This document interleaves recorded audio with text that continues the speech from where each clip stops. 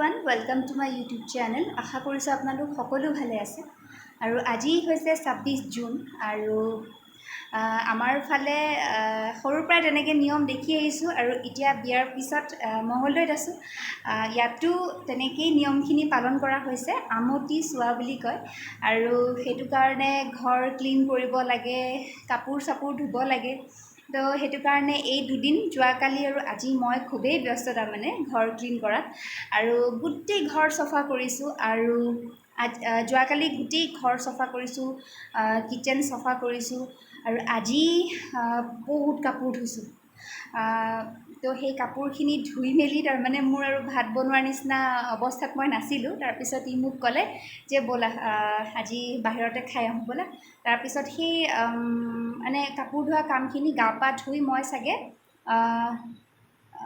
2:30 মানত মোৰ হৈ গ'ল আৰু সেই কৰি মেলি গা পা ধুই উঠি অকণমান ৰেষ্ট কৰিলোঁ। কৰি মেলি আমি দুটা বাইকেৰে ওলাই গ'লোঁ আৰু ঘূৰি আমি 5:30 মানত ভাত খালোঁ। তাৰমানে ভাতেই খালোঁ, বেলেগ একো নাই খোৱা। তো এই অলপ আগত ঘৰ আহি পালোঁ আৰু এতিয়া সেই যে মানে বস্তুখিনি মানে একদম উঠল পুথল কৰি থোৱা আছেতো, একদম চিজিল কৰা হোৱা নাই। এতিয়া চিজিল কৰিম, জাষ্ট আহিছোঁহে মাত্ৰ। আপোনালোকে মোৰ অৱস্থা চাই চাগে দেখিব পাৰিছে, একদম ঘামি জামি ব্লগটো ষ্টাৰ্ট কৰিছোঁ, আপোনালোকে চাই থাকিব। তো এইখিনি মই ধোৱা কাপোৰখিনি আজি শুকাইছে। এতিয়া শুকোৱা কাপোৰখিনি আনি এনেকৈ চোফাত থৈ দিছোঁ। আনফালে আধা শুকোৱা কাপোৰখিনি অকণমান ভিজাই আছে, তাৰমানে এইখিনি এনেকৈ মেলি থৈ দিছোঁ। তাৰপিছত এইফালে আছে বাচন বৰ্তন, এইবিলাক অকল ধুই থৈ দিছিলোঁ আৰু বজাৰো কৰি আনিছোঁ। আৰু এইফালে কিটচেনটো একদম চফা কৰি থৈ দিছোঁ, কিন্তু বস্তুবিলাক একো চিজিল কৰা হোৱা নাই, একদম চব এনেকুৱা হৈ আছে। এইবিলাক চব এতিয়া মই ঠাণ্ঠিত লগাব লাগিব। তো সেই আৰু আপোনালোকক দেখুৱাইছোঁ। ফ্ৰেণ্ডছ, আহোঁতে খুব ধুনীয়া একদম নেমু, তাজা নেমু পালোঁ আৰু সেইটো কাৰণে লৈ আনিলোঁ। আৰু ই মোক ক'লে যে নেমু চৰ্বত বনোৱাচোন, আৰু বহুত গৰম আৰু এইখিনি সময়ত খায়ো ভাল লাগিব, সেইকাৰণে মই নেমু চৰ্বতটো বনাব লৈছোঁ এতিয়া।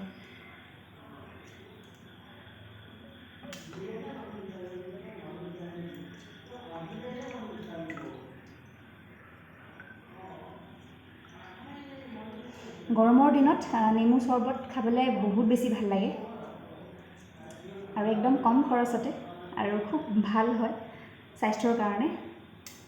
গতিকে এতিয়া আৰম্ভ হৈছে আৰু খোৱাটো।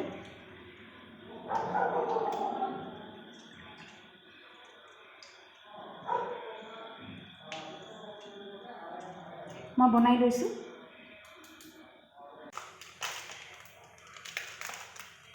ইয়াতে মই নিমখ আৰু চেনি দি লৈছোঁ আৰু অকণমান চাট মছলা দিছোঁ। বহুত বেছি নাই দিয়া।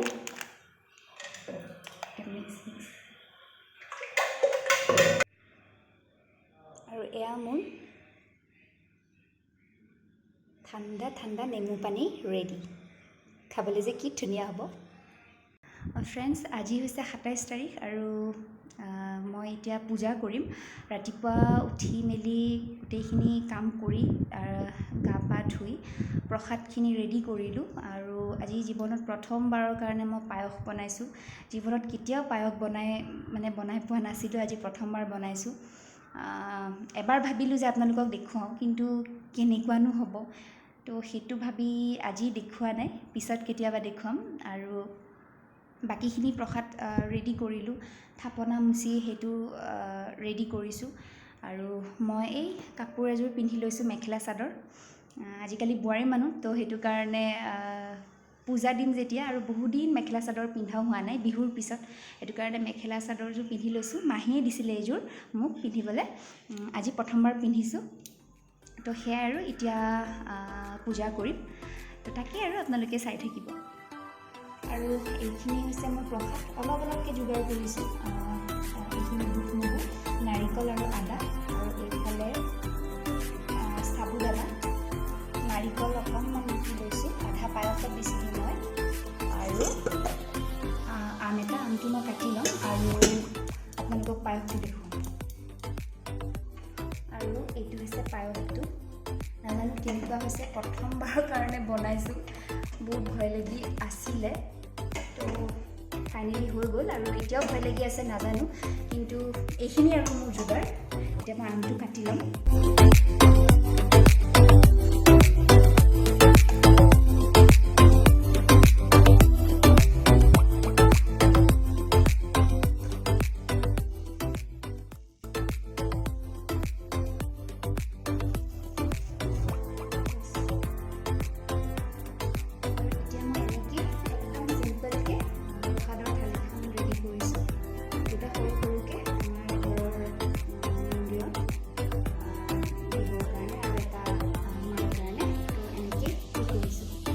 বহুত বেছি ভালকৈ নাজানো, বাট চেষ্টা কৰিছোঁ।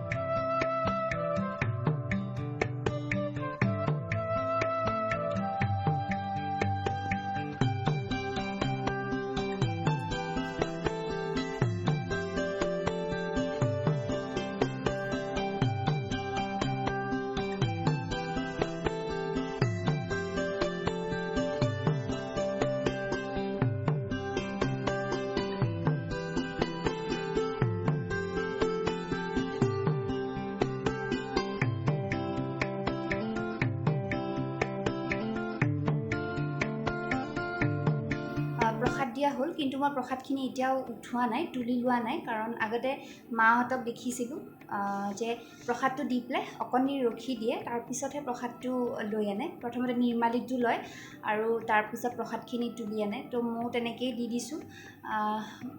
আৰু এতিয়া অলপ পিছত মই প্ৰসাদখিনি লৈ ল'ম। আৰু ইমান বেছি গৰম নহয়, একদম গামোচা চামোচা লৈ আছিলোঁ, মেখেলা চাদৰ পিন্ধিছোঁ, একদম ঘামি জামি মোৰ অৱস্থা বেয়া মানে। আৰু মানুহজন পূৰা মোবাইল চোৱাত ব্যস্ত। আৰু মোক হেল্পো কৰিছে দেই তেখেতে, বহুতখিনি হেল্প কৰিছে। ৰাতিপুৱা সি মোক ফুল আনি দিছে, তুলসী পাত আনি দিছে। আৰু কি কৰিছে? কাপোৰ নিজৰ কাপোৰ এখন আছিলে গামোচা, সেইখনে ধুই দিছে।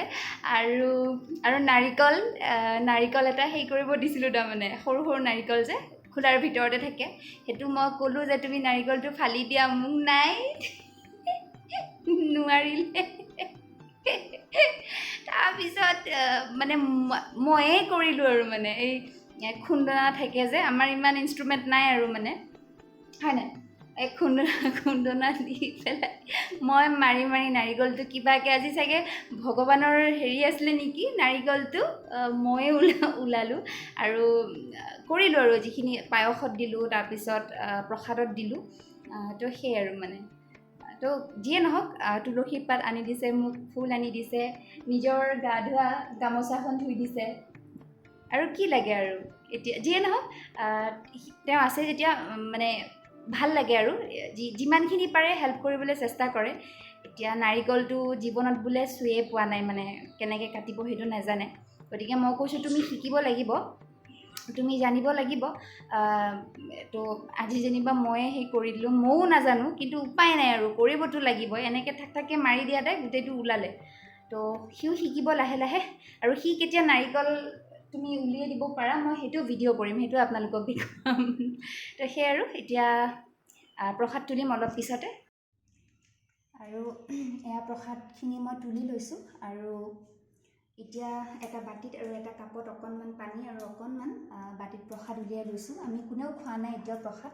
আৰু আমাৰ মাহঁতক দেখিছিলোঁ, আমাৰ ককাহঁত যেতিয়া নাছিলে, মানে ককাহঁত ঢুকোৱাৰ পিছত তেওঁলোকে মানে মাহঁতে তেওঁলোকৰ কাৰণে নোখোৱাৰ আগতে তাৰমানে সেইটো দিছিলে প্ৰসাদটো।